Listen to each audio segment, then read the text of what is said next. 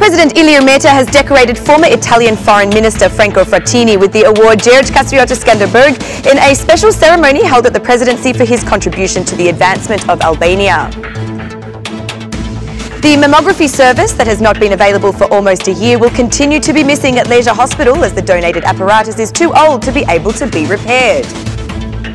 For 2 days, visitors to Expocity will have the opportunity to find the fair on textile, skincare and fashion, where private sector businesses and raw material producers are participating.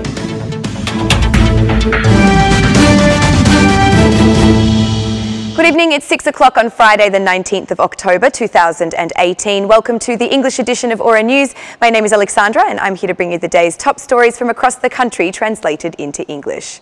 Albania has rejected Turkey's request for extradition of supporters of Fethullah Guleni's organisation, claimed by them as a terrorist organisation. Foreign Minister Ditmir Bushati said to his Turkish counterpart that Albania will respect international extradition documents on this issue, making it clear that this should be pursued diplomatically and not in press conferences. Albania has been one of the first countries to show solidarity with what happened in Turkey in the circumstances of the coup, but on the other hand, it is a NATO member and a candidate for the European Union. Albania has adhered to several important international documents in the field of extradition, and any such policy is followed through diplomatic channels and in press conferences, said Ditmir Bushati. The Turkish representative issued a response. It is helpful to see how this Fethullah terrorist organisation works. There was a coup d'etat in Turkey. That night, 251 Turkish citizens were massacred and more than 2,000 were injured. It's a terrorist organisation that used tanks against our people, bombing the parliament and two important points of Istanbul and Ankara. Thanks to the courage of the people and the wisdom of our President Erdogan, we have overcome this coup. If you had won this coup, you could also predict what would have happened that night. After that coup, Albania has shown a solid example of solidarity with Turkey, but there is a further truth. There is a very serious Fethullah terrorist organisation structure in every area of Albania. As in other countries, they have used the education system in particular and have penetrated deeply into the state system. They cannot take more steps. This terrorist organisation is an open and large threat against Turkey. They are not only well aware of how they operate, we know there are elements of the Fethullah terrorist organisation here, and we expect something from friendly Albania. We expect to close those institutions that develop anti-tank activities in Albania. This is our expectation, said Mevlut Cavusoglu. We have submitted the list with the names of Fethullah terrorist organisations that we want extradition for. Following the coup attempt, our expectation from Albania has clearly transmitted and conveyed all the requirements, the steps to be taken to eliminate the FTO here. Eliminating the activity against Turkey that is being developed here, we have always provided lists with their names to our Albanian friends. These are also the people for whom we seek extradition. We have made this request officially within the framework of international law. We have submitted relevant court decisions and documents. We expect them to be realised. This is important for us, but also for Albania, added the Turkish representative. A year ago, the Durrës court acquitted pedagogue Muhammed Adigomez and his wife, for whom Turks wanted immediate extradition, responding negatively to the Turkish authorities' request. The Turkish diplomat did not admit nor deny the fact that the inauguration of the Namazjia Mosque relates to the condition that his government has put to Albania. The two foreign ministers agreed to step up cooperation at a strategic level, including joint government meetings or the establishment of a High Council of Collaboration, where Turkey has invested $3 billion. It's quite remarkable that the Turkish Prime Minister cited the US dollar figure at a time when Erdogan had publicly demanded the removal of the dollar from use.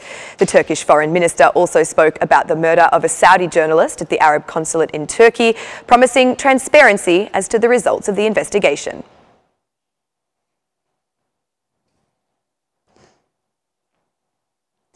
President Ilir Meta has decorated the former Italian minister Franco Frattini with the Gjergj Kastrioti Skanderberg Award. During a ceremony organised today, President Ilir Meta appreciated Franco Frattini's contribution to the strengthening of the relationship between Albania and Italy, as well as in support of Albania's European and Euro-Atlantic integration. Franco Frattini's assessment comes during the nationwide year of Gjergj Kastrioti Skanderberg. Frattini has the deserved gratitude for the new spring of Albanian-Italian friendship. He has been one of the most vocal advocates for the North Atlantic Treaty Organization membership and advancement towards the European Union. Meanwhile, he also led the historic process of visa-free travel to Albanians in the European Union. Franco Frattini's support for Albania and Kosovo has been tremendous, said Ilir Meta.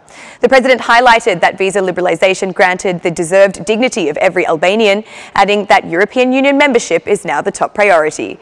European Union membership of Albania is our primary and strategic priority. We have all the opportunities to open membership negotiations with the European Union, highlighted Meta.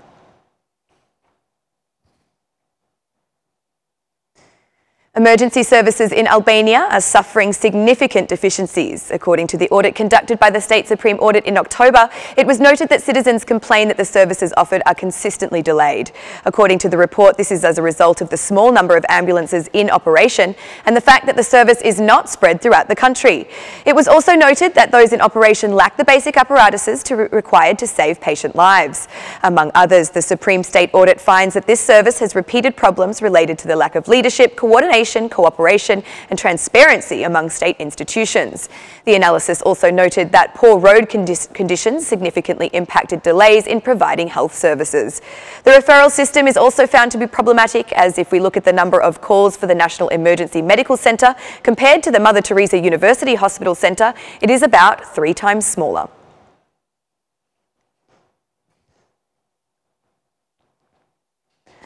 The mammography service has not been available for nearly a year at Lezha Hospital, as donated apparatus does not work. The situation is set to continue also because the repair seems impossible, as it is an outdated model. The only solution, according to the director of Lezha Hospital, is a new mammogram machine.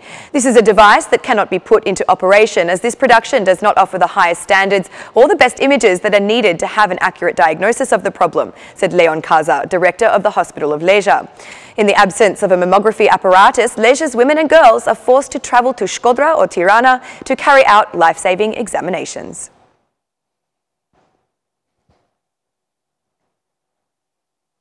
The only street that connects Berati with Velabisht villages is the Osumi, across the Osumi, is making it dangerous to move there.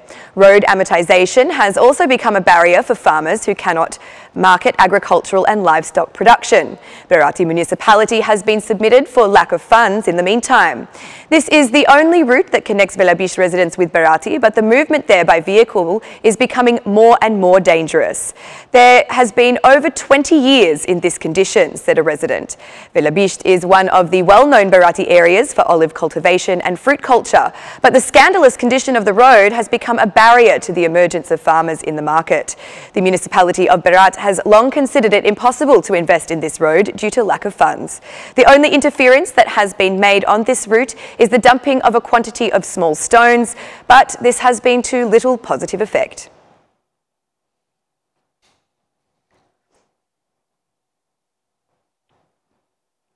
Expocity Albania has opened its doors for 2 days for the Textile, Leather and Fashion Fair.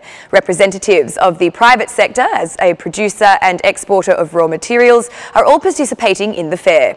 In her speech, Aida Lutaj, Executive Director of Expocity Albania, said that the main purpose of this fair was to raise awareness for this sector with the goal of turning it into an annual platform. The main purpose of this fair was to raise awareness for this sector with the goal of turning it into an annual platform, said Aida Lutaj. While the State Minister for Entrepreneurship, Sonila Chato, said that the challenge of this sector is further internalisation. The challenge of this sector is further internalisation, said Sonila Chato. At the Textile, Leather and Fashion Expo of 2018, one can find clothing, shoes, accessories, storefronts, specialists in the field of textiles, designers and buyers.